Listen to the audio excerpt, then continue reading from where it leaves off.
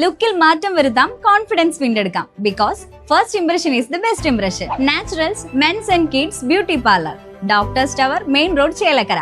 Let your style speak.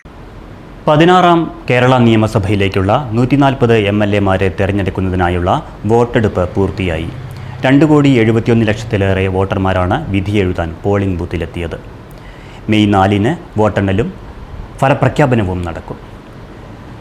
ഭരണത്തുടർച്ച ലക്ഷ്യമിട്ട് LDF-ഉം ഭരണം തിരിച്ചുപിടിക്കാൻ UDF-ഉം വലിയ മുന്നേറ്റം ലക്ഷ്യമിട്ട് NDA-യും കളത്തിലുണ്ട്. 883 സ്ഥാനാർത്ഥികളാണ് തെരഞ്ഞെടുപ്പിൽ മത്സരിക്കുന്നത്. രാവിലെ 7 മുതൽ വൈകിട്ട് 6 വരെയാണ് വോട്ടെടുപ്പ് നടന്നത്. പോളിംഗ് ബൂത്തുകളിലേക്കുള്ള പോളിംഗ് സാധന സാമഗ്രികളുടെ വിതരണം ബുധനാഴ്ച വൈകിട്ടോടെ പൂർത്തിയായിരുന്നു. രാവിലെ 6:30 മുതൽ തന്നെ വോട്ടർമാരുടെ നീണ്ട നിരയാണ് പല ബൂത്തുകളിലും കാണാൻ കഴിഞ്ഞത്. വോട്ട് രേഖപ്പെടുത്തിയതിന് പിന്നാലെ ഭരണത്തുടർച്ചയുണ്ടാകുമെന്ന LDF നേതാക്കളും ഭരണമാറ്റം ഉറപ്പെന്ന UDF-ന്റെയും NDA-യുടെയും നേതാക്കളും പ്രതികരിച്ചു. ഭരണകക്ഷിയായ ഇടതുപക്ഷ ജനാധിപത്യ മുന്നണി 3ാം തവണയും അധികാരത്തിൽ വരാനാണ് ആഗ്രഹിക്കുന്നത്.